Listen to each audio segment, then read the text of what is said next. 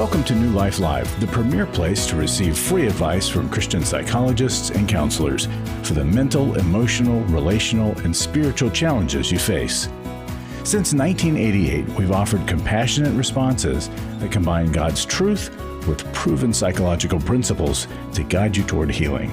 Our phone lines are open. Call us now at 1-800-229-3000. Hello and welcome to New Life Live. It is Boxing Day today, if you are from England, like me, which is the day after Christmas. And I am here in the studio, joined by two very wise ladies. They're so wise, they have had the foresight to wear seasonal Christmas colors. Still, we want it to linger. And I am wearing a summer shirt in December. Of course, I'm talking about... because you're from England. The very wise Dr. Alice Benton and Dr. Jill Hubbard. And Jill, you've got something to share with us. Well, I was thinking a bit. Today is the day after Christmas, and so I was thinking about what is our Christmas takeaway. The day after Christmas, I always like to reflect and think about what has just happened, because it's so busy during the season. It's the season to be tired, right? But it's a good tired because my adrenaline keeps me going. But I'm constantly reminding myself to pause and reflect and to think about where did I see Jesus? Where did he show up this Christmas, right? And so and I think about that it's just good to be thinking about these things. And something that happened this Christmas season, we have a lot of birthdays in our family in December, as well as in our New Life family. Mm-hmm. There's a lot of, so it's birthday time all season long during December here. So my daughter has her birthday 5 days before Christmas. And so I helped her kind of set up, she does her own birthdays now, she's older, helped her set up her party, and she did a paint party where she was the teacher and taught people to paint, and it was wonderful, and we had a great time, and it was really fun, and so, but a lot of work in the end of the evening, and she's, happy and giddy, which is what I want, because around Christmas time, sometimes those birthdays get forgotten. So I was really pleased she had a good day, and most everyone had left, and we still just had a couple people there, and my daughter is talking on the phone in her slippers, and she falls down the stairs. Oh no. Yeah, and it was horrible. It was the loudest thud I've ever heard. And fortunately, one of the people still there was a dear family friend who just graduated from nursing school the week prior. And so, of course, I scream and at the sight of blood. And so this young nurse stepped in, and she's like, stop. She goes, don't react. And she gives me instructions, right? She's like 24, 25 years old, and helps my daughter and goes with us and walks us through the process. And we're there all night in the ER, and it's, So I was really aware of, one, how grateful I was that it wasn't worse, right? And that part of God's provision. And here, Christmas is all full of the unexpected. Like, we have our idea of how the season is supposed to go, but it doesn't always go that way. And there are things that happen that are tragedies.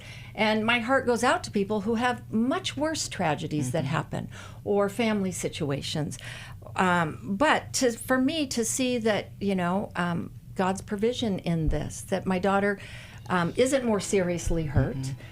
Today's the 26th. I'm actually normally in my PJs reflecting, and probably today I'm at the hospital with her having surgery. So, but God's grace is sufficient, right? And in our weakness, he is strong.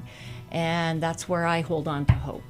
So. Well, I'm so glad it worked out for your daughter. I'm glad she had her friend there. Not everybody has a nurse on board, right? Or has people around. And right now we've got a tip sheet.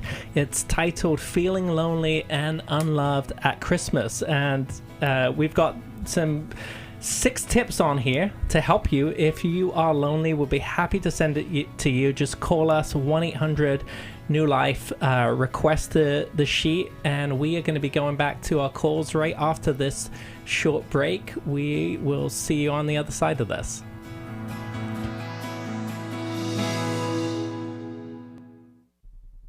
I've been struggling with a porn addiction for the last 20 years. Are you struggling with porn?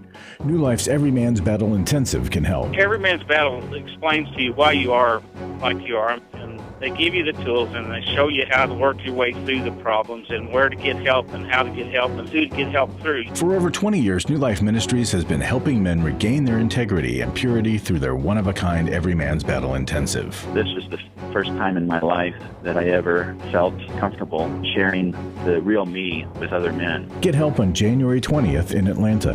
Call 1-800-NEW-LIFE to register or to find out more. 1-800-639-5433 or online at newlife.com. Use the discount code NLL to save $50 on your registration. Every Man's Battle was a life-changing experience for me. You don't have to struggle any longer. 1-800-NEW-LIFE and the discount code NLL.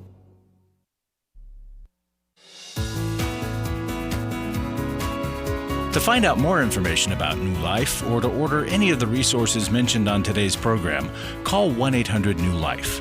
Now back to New Life Live. Welcome back to New Life Live. I'm Marc Cameron, licensed marriage and family therapist, and I'm here in the studio today with Dr. Jill Hubbard and Dr. Alice Benton. And you guys were asking me about Boxing Day, and it's probably for a lot of people, it's real boxing after the holiday get-together. But I should really know what Boxing Day is, but I think from what I know, it's about boxing up the leftover Christmas stuff and going and giving it to the poor. I think that's where it came from. I should really know. Okay. I just know that I celebrate it, and it's an extra day off for me. Although I'm here, I'm here today. Yes. But I'm glad to be here today, and I'm glad also that we have. I think it says Anita from Houston, Texas. She listens to us on... Oh, Annie. Sorry, now it's lit up. I can see it. It says Annie, Houston, Texas, listens to us on Sirius XM. Annie, you're live with us. How can we help you today? Yes, I have a question. I have a car, and I have two cars, and it seems like I let people borrow things, and I pay the insurance, and I'm fixing to retire, but I feel guilty. I try to help people because they don't have a vehicle or have medical and different things like that, but I feel guilty to take it back. Mm-hmm. And it's like, I don't get why I feel guilty of taking something that belongs to me back. Yeah, that's a great comment here. And Annie, the people that you lend to, are they sometimes angry with you when you request back your car? No, actually they're not. They say, hey, like one person bought a tire, but that's all she bought. She didn't buy anything else, but I still paid the insurance. And then the next person, y'all there? Yes, we're listening. Yeah, and then the next person, I've let her borrow a car before, but then she bought it. She ended up buying it. Now I have another car, and now she's borrowing it again. And I'm like, and I feel like I'm enabling her, but at the same time, I'm fixing to retire. I don't have the money to pay for the insurance, and I'm tired of letting people borrow my vehicle that I bought, and I'm paying the insurance. It almost sounds like you feel like you have less of a choice in it. Like because they ask, you have to give it, and you have to meet that need. Yes. And people... Well, they don't ask. I offer. And then okay. I offer. But then you feel a little taken advantage of, perhaps? Wondering if I'm hearing that? Yeah, and then she asks, well, I'm having problems with my pipes. I don't do this. I don't... Like, she keeps going on. And it's like she's in this rut. And you know what? I can't get her out of that rut. True. But I'm tired. And then she's like, well, I'll buy you this and I'll buy you that. No, I don't want to. I don't want to feel like I owe anybody anything. Because I don't like it when people feel like I don't like feel like I want to feel like I owe somebody something. I don't like that feeling, and I don't like to do it to other people either. Is it just your car that you're lending out, Annie, or is it other things? Are people taking advantage of you from other things? Well, it's another thing. How can I? I'm married, but living in two separate places. My husband, I have a house that I own. His wife passed away. We got married. He has a son, and I have an opportunity to buy a house that one of my best friends is giving me, and I let him stay in that house with his son because he only pays $300 a month. I mean, you go somewhere else and you get a house, you're going to pay $1,000, and it's got a brand new ice box, a brand new lawnmower, and other things like that. And he does pay me, but it's like I don't know. I moved out because we had our problems and stuff, but I let him stay there because he has a son, and his son already had a hard time, of losing his mom and everything. Yeah, so what I'm hearing, Annie, is that you are a giver, which is a good thing, but then there's also this association of guilt that then becomes tied to that of taking something back. Where does that come from in your past history, those two things together? I don't know. I wish I knew the answer. It's like my mom has always made me feel guilty through my life. Mm-hmm. That, even things that I do ain't good enough, or I don't do it fast enough. So.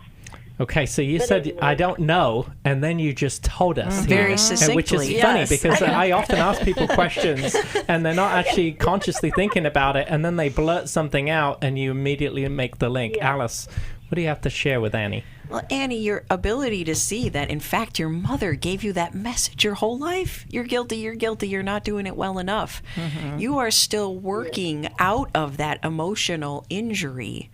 You and I have something in common, Annie. We are both people pleasers, really? And we're probably conflict avoiders. It's difficult for us to stand our ground because we don't want people to be upset with us. And you're still working to please your mom, even when you're pleasing your friends. You just have a compassionate heart as well. You're very generous. But I think the main reason you're getting stuck in not being able to then pull back is because of what happened between you and your mom. How do you feel recognizing that that link to your mom? Well, I really don't. My mom, she lives in a nursing home, and I don't see her that much because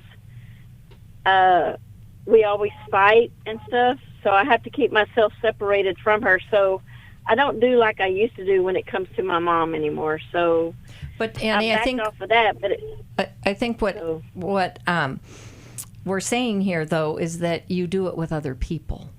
That's what Alice is trying to say. So it's the mom inside your head, not the mom that's lying in the nursing home, who she is today. It's who she was, and the messages you got as a young girl, that it was never enough. So even in your generous giving and compassionate heart, I'm not giving enough because people's needs are so great. But somehow you feel like you're the one that's supposed to meet them instead of them maybe figuring it out. Annie, we people pleasers and conflict avoiders, we tend to have accumulating resentment inside of us because we overgive and people are not giving back to us in kind. And so we start to have a simmering anger within us. And a couple of the ways we need to address our compulsion to give and then be a little bit upset about it, we've got to do some healing on that messaging that you've received from your mom. Have you ever gone into therapy and done work on what you lived with as a child? No. I really would like you to consider it because when we have strong compulsions today, it may be because we're still reacting out of that old relationship. And it's surprisingly powerful, Annie, by talking it through, telling the stories about what it was like growing up with your mom and what it's like being her adult daughter today. By working that through and by choosing eventually to forgive your mom for being a very difficult mother and to start getting honest about the things that are bothering you with your husband, your stepson, these friends that are taking too much from you. When we start talking that through, it begins to free us from the compulsion to give too much. But is it wrong of me to want my husband and I are not together because of my son, because his whole world is his son. And I've already been married to a man that I was a stepmom, and I got the blame for all that. And you know what? I just don't want to. I just don't want to take the blame for something going wrong in his life. I don't want him to look back. Well, it was your fault because I've already been there and done it. I don't want to do it again. And and I just joined a church, and he likes to smoke and drink and cuss, and I pull myself out of that because he's not a doer, he's a procrastinator, and I'm a doer, and it just, instead of losing myself, I pulled myself out of that so I wouldn't lose myself, because he don't want to talk. He didn't want to send his son to counseling. I mean, I've offered counseling, let's go to counseling and all this stuff. He didn't want to do any of that stuff. So it's like, you know what? You live where you live. I live where I live. We'll stay married. And Annie, you asked something that I want to clarify. Annie, you said, is it wrong that I finish that question for us? Would you? Is it wrong if is it wrong if I tell him to move out and go get his own place, and I can sell my house, and is it wrong of me, it's, I feel like I'm wrong. Are you talking about your husband or your son now? Who are you both. asking to move out? Both. And just to clarify here, Annie, I think what I heard you say is that you're still married to your husband, but you guys live separately. Yeah, but it's my stepson. He's 12. Okay. So it is. What do you think, Joe? Is Annie wrong to ask them to move out or hold boundaries? Well, it is, if you're footing the bill for people so that they can have a good life, and while you're kind of on the sidelines there, what would be wrong about that? But I think even more than that, Annie, it's kind of, what are you going to do about this marriage? You're going to live separately? Because certainly if you stay married, there's a certain responsibility there. But if you're doing all of the giving and all of the work and all of the support, there should probably be an equalization. Well, I better back up just a minute. He does give me money to help pay the bills and stuff, so he does pay me, but he only pays me $300 a month, to where if he has to go out and get his own place, he'd have to pay like $800-900. And so that's why I chose to move out, because I have an opportunity to buy a house at my best friend, $10,000 for a tiny house, and it was furnished and everything. So, and then and I just, I guess I don't want to be. I want to be married, but I don't want to live together. That's. Okay, I'm not sure that's really being married. I Annie. know it's not, but some people do have those arrangements. But are you still going to work on the relationship, or are you going to live like you're single, but just have the legal tie? No. Oh no, we don't live like we're single. We're committed to each other, and we don't go outside of the marriage. It stays within. We stay together on. That's part of the reason why I want to stay married, is because in God's eyes that is the good thing, because I just joined a church and I'm trying to get my things together. I'm trying to get myself together, and I've been thinking, do I want to go back or do I want to stay where I'm at? So, Annie, but before you are able to answer the question, is it wrong to ask my husband and stepson to move out? I think getting clarity between you and your husband about what are we doing with this relationship? Are we both okay living separately, and maybe even a legal separation or financial separation? Let's come to an agreement, and then you can determine, is it then right to ask him to move out? But if you haven't had those prior preparation conversations, I don't think we can know the answer to the question, is it right to ask him to move out? You need clarification. Yeah. Well, we have had the conversation. He is okay with the way it is, and I'm okay with the way it is too. So, but the problem I'm having is I'm fixing to retire, and I'm not fixing to have as much money coming in, and he's only paying $300 a month. Is it wrong of me to ask him to pay more? Yeah, I think here, Annie, what you have is really more of an arrangement than it is a marriage, at least not in the biblical sense that God would call a marriage. I often ask people, what's the purpose of marriage? And I get some interesting answers, but really the purpose of marriage is to sanctify us, to make us more holy, to prepare us for heaven, because Jesus made it clear in 3 of the Gospels, there's no marriage in heaven. So that's the purpose of marriage. So right now, though, you guys have this arrangement, and I think before you can think about what decisions that you're going to make, you need to figure out what is this arrangement, even though it's mutually beneficial right now, is this honoring to God? Is this giving the message to our stepson and our families around us that this is what marriage should look like? So I encourage you to try couples therapy and try that for at least six months. See. He won't do it. He won't do it. Okay. Then you start. You go to a therapist, start to open the door, start to prepare your heart. And as your husband sees you change, oftentimes the spouse then feels safe to come back into, or to even come into the therapy room. We're going to send you a copy of How We Love, because How We Love is going to help you understand your upbringing, how your mom had an effect on you. And it's also going to help you understand the dynamic that's happening between you and your husband, the core pattern that has been created. So thanks so much for calling and being vulnerable enough with us. We're going to go to a break, and we're going to be back to the phones right after this short break.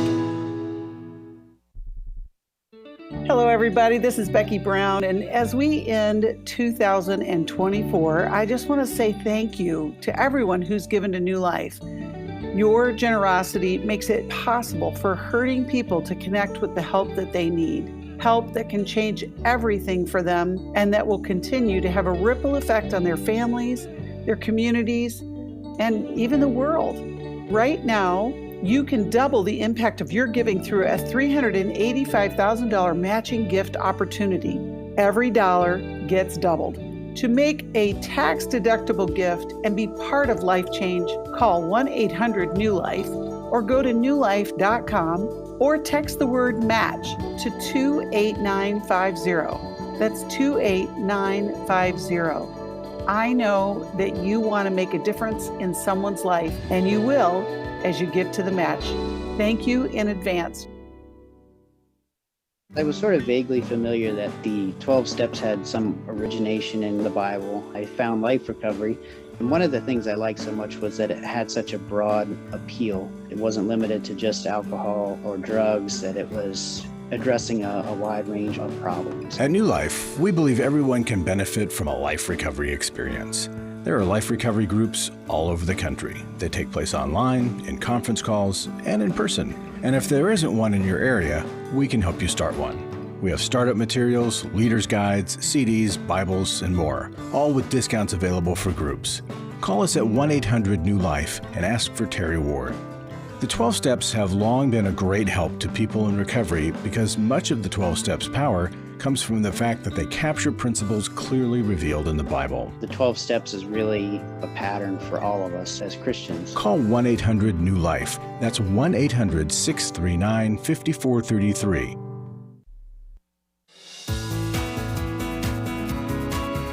We'd love to hear from you. If you have a question or a comment, call toll-free 1-800-229-3000. Now back to New Life Live. Welcome back to New Life Live. I'm Marc Cameron, licensed marriage and family therapist, and I'm here with Dr. Alice Benton and Dr. Jill Hubbard. Now, being with family over the holidays has raised unresolved issues or opened up old wounds. Working with a counselor can help, and if you call us here at 1-800-NEW-LIFE, we can help connect you to a counselor in your area. We are going to go to the phones here. We're going to go to Lisa. She is calling from Corinth, Texas. She listens on KWRD. Lisa, you are live on New Life Live. How can we help you today? Hello. Can you hear me? We can hear you loud and clear. Oh, great. Thank you. I had a question about a 3-year-old grandson who is using words that are not very nice, and he's not seemed to get any consequences when he has this kind of behavior. And I am looking as a grandparent for some insight what I can do when I am with him and this behavior starts. Are you looking after him, Lisa, or is he having these? Is he saying these words when you're with your son or your daughter, or daughter-in-law or son-in-law? Yes, all the time. It doesn't matter who's in the room. Okay. He's not selective about it. And is this son or daughter's child? Daughter. Okay. So you're looking for help with what to do when he's saying these words, even if his parents are there. Correct. Does that help? And what happens? What do they say? How do they address things? Sometimes they will remove him from the room and put him in a timeout. Other times they have other consequences that I'm not real sure what those are. But then sometimes they will just do nothing. Mm-hmm. And do you know where he's learned these words from? Older siblings. Okay. Lisa, what's the nature of your relationship with your daughter? How close and open are you two? We're pretty close. And I have voiced my concern with her about it. How does she respond to you? She was a little defensive, but then also concerned. And so I believe she's also at a point that she's not sure what direction to go in, because her other kids, her older kids, she didn't have this dynamic with them. So there's a large age gap. The next child is 11. Is it a blended family?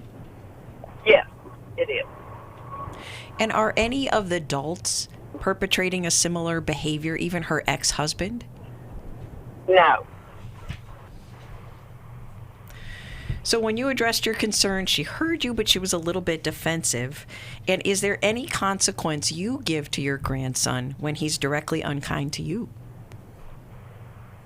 Well, that's what I'm asking for. I have told him that I don't appreciate it, and that I don't talk to him that way, and I would like for him not to talk to me that way.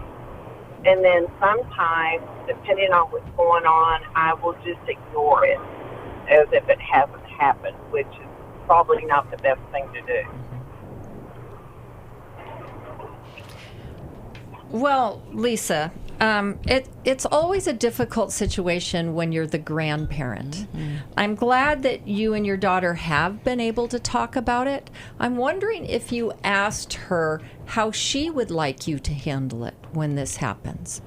And that, I don't know if you ever babysit your grandson or if it's always in their presence. Because it said, originally you said there's no consequences. It sounds like there are some consequences. They do try to do some things. They're just not consistent with it. And it seems like your daughter's a bit overwhelmed by it. Yes.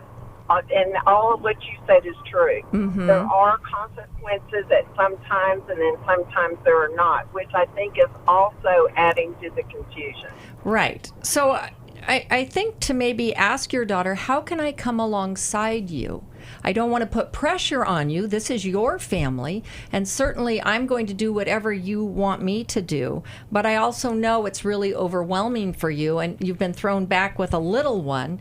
So when I'm around, what would you like me to do, or could we brainstorm together so that I could maybe help fill in the gaps when you're feeling overwhelmed or when there's a lack of consistency, so that your son, my grandson, gets the message that no, the adults aren't going to tolerate this kind of behavior. How do you think your daughter would respond to that kind of brainstorming suggestion? I think that's a great idea. I just, I don't believe that my daughter has a plan as far as what those consequences would be. Well, that's why brainstorming is a great thing. Let's throw out some ideas. Let's think about this together, right? Because, what do you do? This kid has this habit. Your other kids didn't have this. So how can we curb this? Yeah. I think starting there, especially if your daughter is feeling a little overwhelmed about how she can address some of the behavior with the older kids, I think is a great way to start. We're going to send you a copy here, Lisa, of How We Love Our Kids. It's a great parenting book. It's going to help you learn how to talk to your grandson and maybe help your daughter learn how to talk to her daughter. We're going to be right back after this short break. Restore gave me strength. It gave me more belief in my faith. I met up with a group of women that are going through things that they had no control over. If you've been affected by betrayal, an emotional or physical affair, or pornography, the Restore Intensive will equip you with support and tools to help you through. When two people want to do their part, we can be restored. But if they don't, we can still be restored. We are not stuck because someone else made a decision. That God lets us weigh in on how we want to walk out our lives. Our wellness does not hinge on another person's decision. The Restore Intensive is coming to Dallas, Texas, May 2nd through the 4th. Register online at newlife.com or call 1-800-NEW-LIFE and use the discount code NLL to save $50. I had a great experience at Restore. 1-800-NEW-LIFE and the discount code NLL. Club New Life changes lives. I think I go way back to listening to New Life, learning so much from it, and then becoming a Club New Life member. Club New Life is a monthly giving family that helps New Life Ministries provide Christ-centered hope and counseling resources to thousands of people. You know, I'm so thankful because you know why I keep giving? Because I keep learning, and I'm so thankful for all the lives that you touch every day and the people's lives. So when I get to still hear the radio show, it's just so encouraging to my heart. When you sign up to support us monthly through Club New Life, you'll make a difference in the lives of individuals and families with godly counsel and connection to help. And you know one reason I give? Because I feel like sometimes I'm hiding behind a counselor's couch, listening to all this great information, not paying. So my guilt of this great advice is alleviated by being a Club New Life member. Call 1-800-NEW-LIFE. That's 1-800-639-5433. And together we can help hurting people find help and hope in life's hardest places. Call 1-800-639-5433 to join Club New Life today.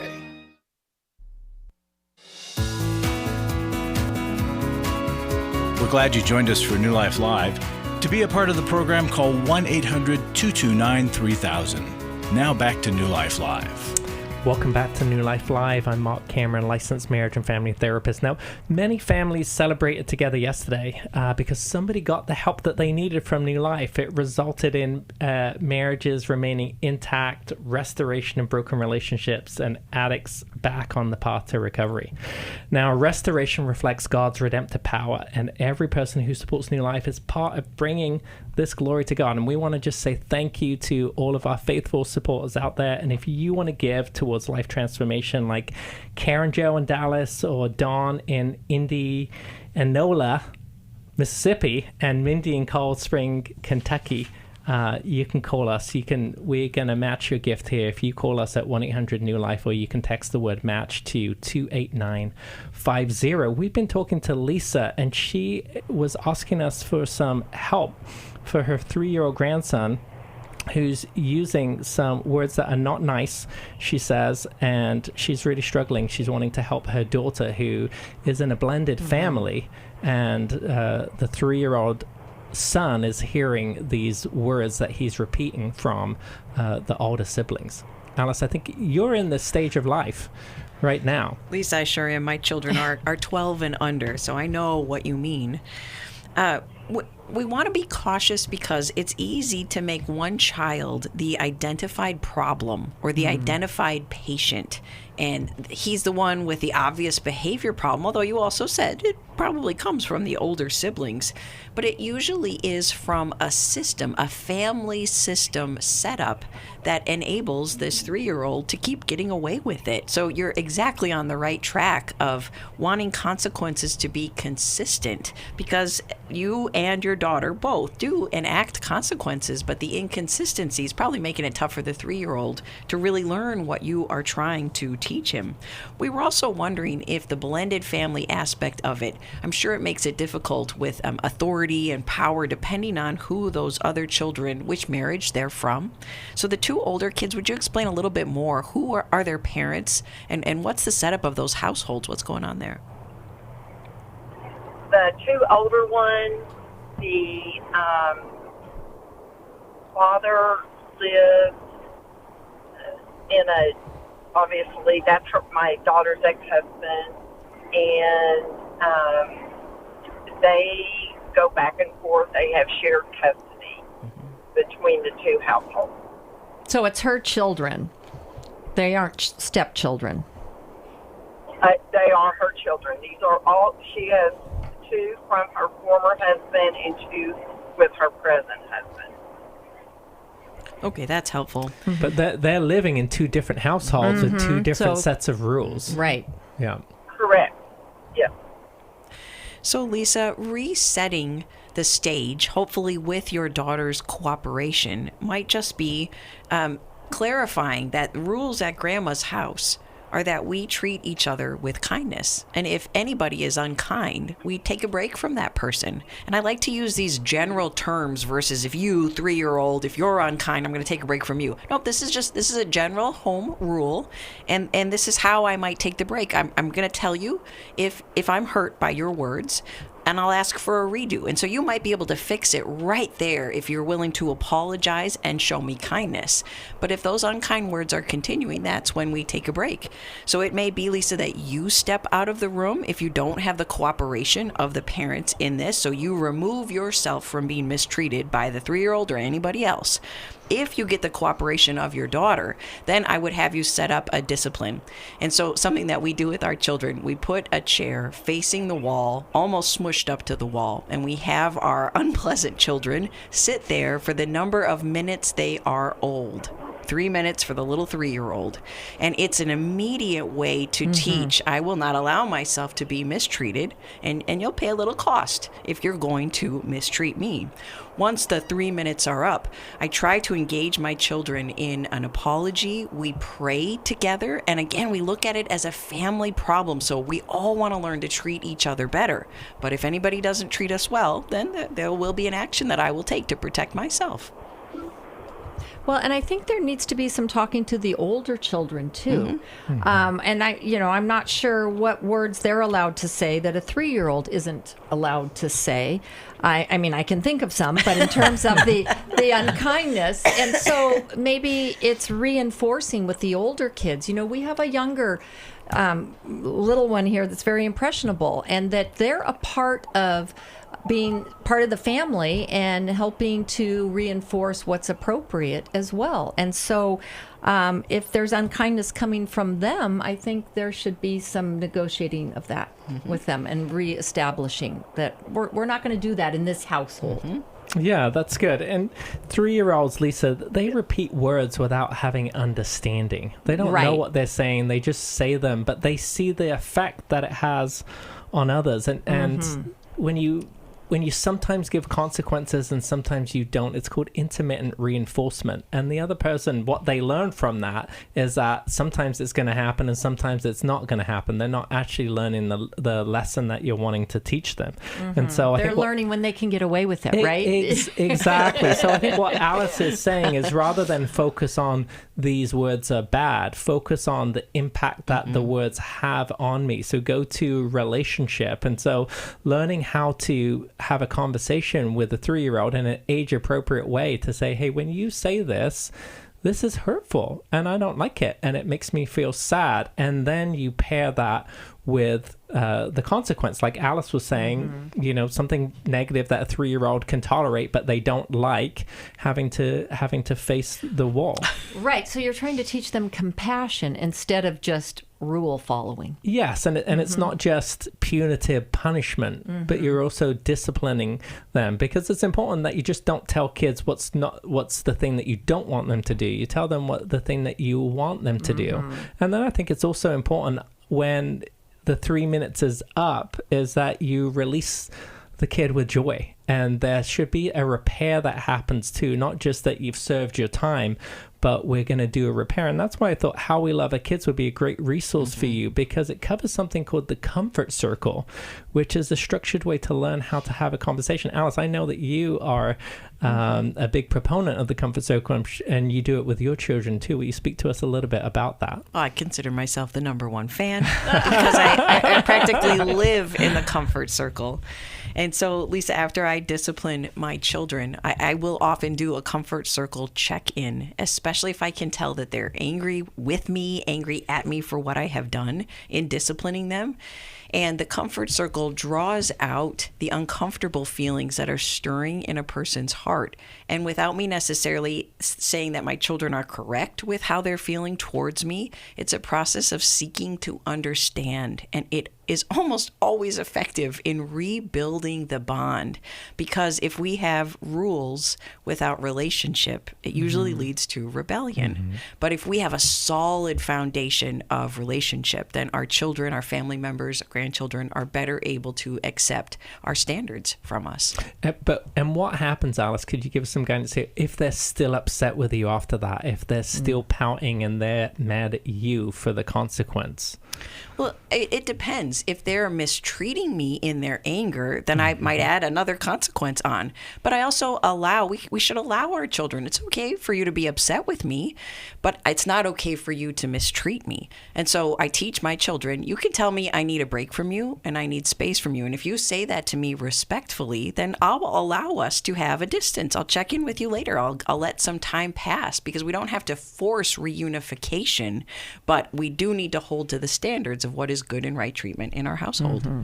So sometimes the healing comes in that time of giving them the space to reflect upon what they did. And it's hard for us people pleasers to allow that space, because I want to fix it. I don't want anybody to be mad at me. So that, honestly, Lisa, that's been a learning process for me to allow my kids to be upset. And I think what's good too is also to let them know how they can come back and re-engage with you in relationships. So if you're in need of an apology, you can let them know, hey, when you are ready, that's right, you can come back and I'm willing to hear you out, and I'd love to hear an apology from you. Right. And so this is also teaching them that conflict doesn't destroy relationships, right?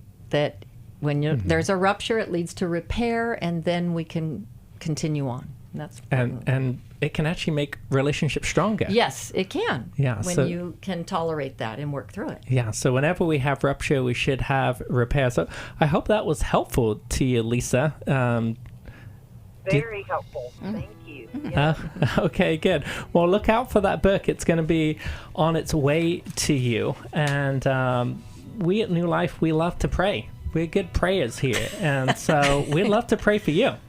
So if you are in need of prayer, you can actually reach out to us and submit your request by clicking on the Contact Us link in the footer of the webpage of newlife.com. Also at newlife.com, you can see dates and locations of all of our upcoming intensives. We have Every Man's Battle Intensive. It's in January 10th in Atlanta. Early bird pricing ends tomorrow. So this is a unique opportunity. It's time limited right now to lock in that early bird rate. And so out there, if you're listening, if you're struggling, if you're a man struggling with sexual addiction, reach out for us, Every Man's Battle. We all face days where life throws us a curveball and our routines or plans get disrupted. Things we wanted to do are forced to take a backseat to the unexpected demands of the day. If you normally listen to New Life Live on a radio station, well, you might not be able to that day. And on these hectic days when you're feeling stressed or frazzled, hearing the sound of counsel given on New Life Live is just what you need to navigate the unexpected things of life. Every time I'm troubled or I have a problem, I'll cut on New Life, and there's always something that is said that is helpful to me. By listening, I have learned more than I can ever express about how God wants me to live. Download the New Life app for the easiest way to listen wherever you are and at a time that's convenient for you, or watch the show on our YouTube channel.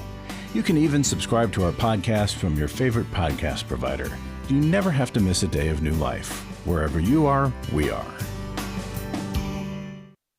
For over 35 years, New Life has been the most trusted name in Christian counseling. Your ministry has saved my life. If you struggle with emotional hurt, family or marriage problems, the pit of depression, or the pain of addiction, we can help. I'm down 100 pounds now from what I was. I found a counselor through New Life Ministries, and it's just been outstanding. Our treatment programs provide clinically appropriate solutions from licensed professionals, all in a biblical framework. I have had problems with alcohol. I think God has ordained this place to be His. You don't have to be a prisoner of your pain. Help is available at 1-800-NEW-LIFE. She tells me that I'm a new man, and I feel like a new man. It worked for me, and it can work for them too. This time it is different. If you're ready to take the first steps toward genuine spiritual and emotional healing, call us today at 1-800-NEW-LIFE.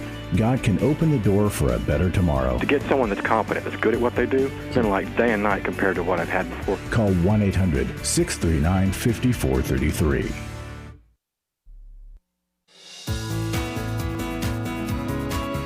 To find out more information about New Life or to order any of the resources mentioned on today's program, call 1-800-NEW-LIFE.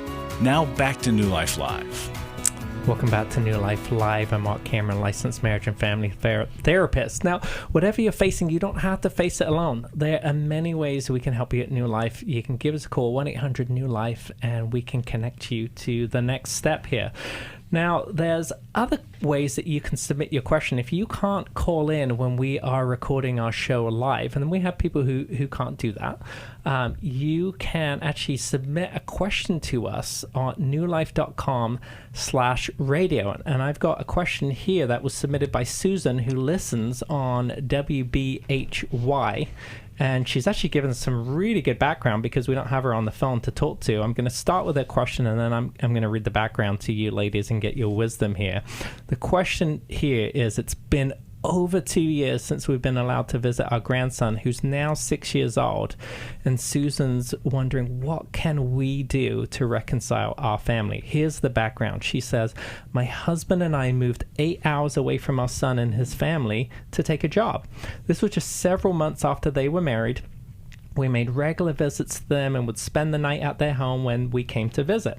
Over the next year, there were several incidences that led me to believe our daughter-in-law was indoctrinating our young grandson with LGBTQ materials. So first of all, we discovered a book in their kitchen, on their kitchen island, called Pink is for Boys. And she says, I know I shouldn't have, but I wrote a short note and left it in between the pages of the book that expressed the value of masculinity. I'm aware that this was not my place to do, so she recognizes that. On another visit, I put my grandson to bed, and he told me that he could be a girl. I asked him who told him that, and he said, my mom. Then on a FaceTime call with our grandson, he talked about his dresses in the closet. And on another visit, our grandson came into the room with glossy lipstick on and said, look, Nana. My son later told me that his wife said our grandson was crushed because I didn't respond to the lipstick on his lips. And a further incident, our grandson asked his mom if he could play the game Pretty Pretty Princess.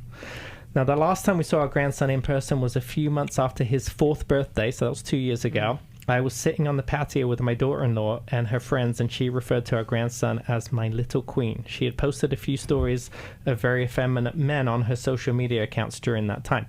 My husband and I prayed. We sought counsel from one of our pastors at church and finally felt led to do as he suggested, that my husband should reach out to us, our son, and let him know all that we'd experienced over the past year with regards to our grandson. Our son denied it all. After he presented this to his wife, my husband's comments said the wife said that would be child abuse. We've had a rocky relationship since then.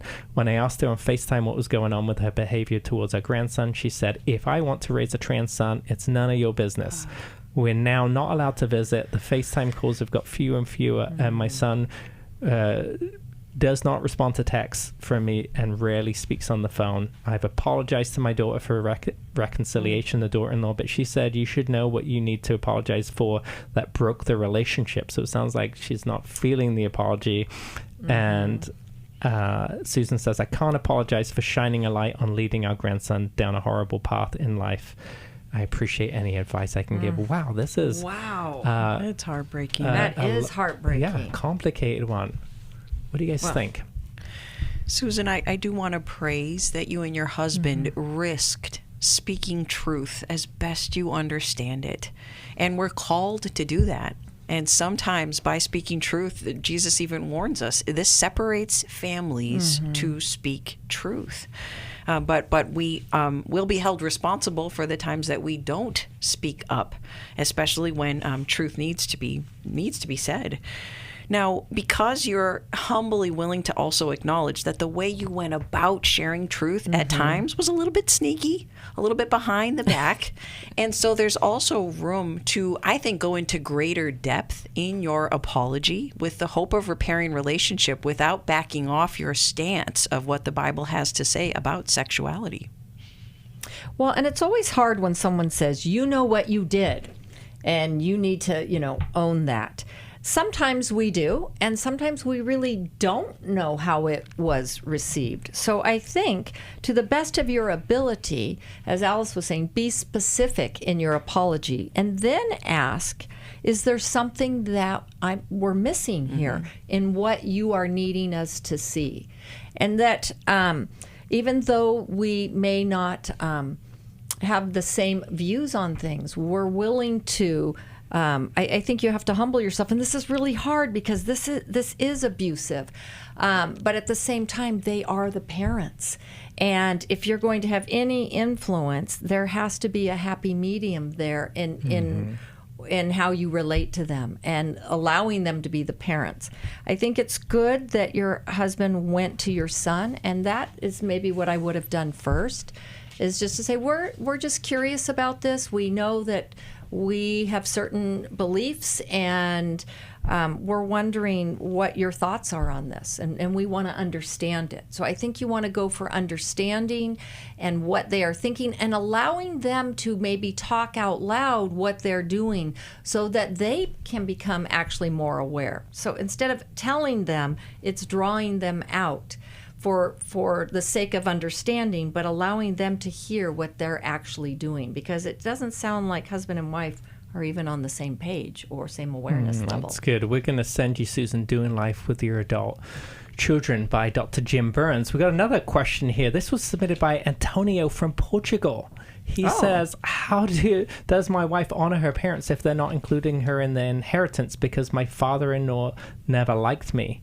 And by giving in to her, he's giving in to me, and he can't afford to do that. So the background is that when they met, Antonio was 24, his wife was 17.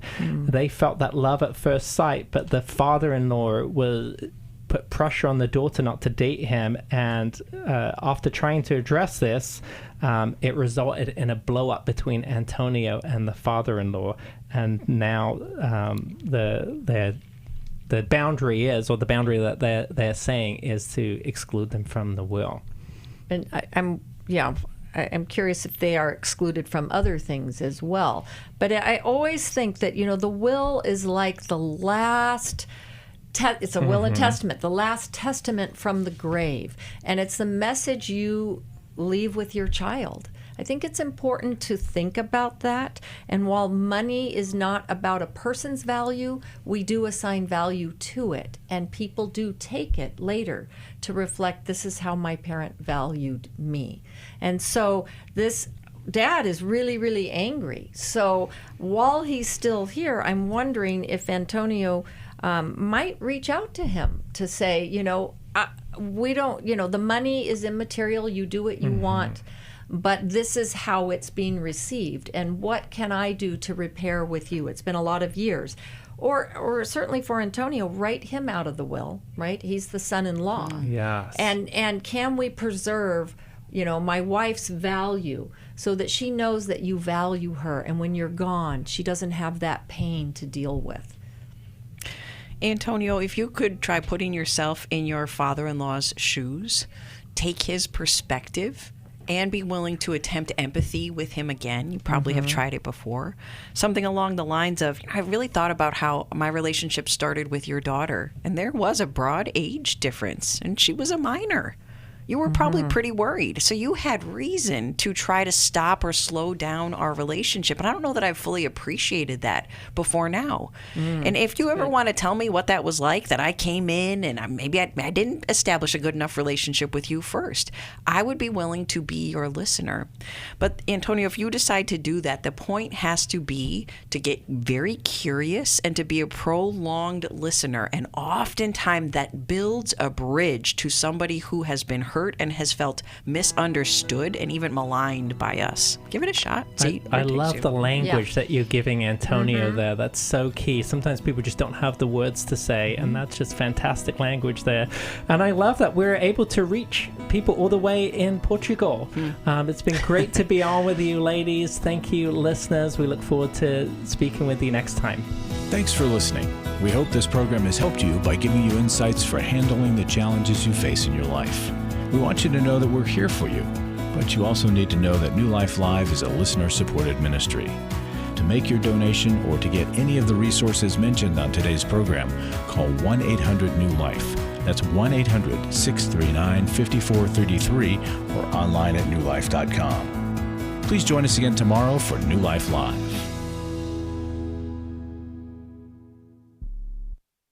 Thanks for watching today. We love helping people. I hope you sense that. And we know that there's always hope if you find the right resource. Now, if something we've said to somebody else applies to you, that's fantastic. That's what we're hoping for. But also, if you want to join us directly, you can call 1-800-229-3000 between 1 and 3 Eastern Time, Monday, Tuesday, and Wednesdays. Those are the best times to get through. And while you're here on YouTube, check out these other videos that we've done to help people see where they could grow or a different path to take. And if you do that, would you give us a thumbs up on the video, and please subscribe to this channel. There are many ways that we can help you outside of the radio program, and it's very hard for some to pick up a phone and dial 1-800-NEW-LIFE, but when you do, we put you in touch with somebody who cares about you, knows all the resources out there, and they're going to find the best for you. There is no reason to struggle alone. I hope to see you tomorrow. Hope you'll invite somebody else to come and join that maybe needs just a little bit of help along the way. I'll see you next time.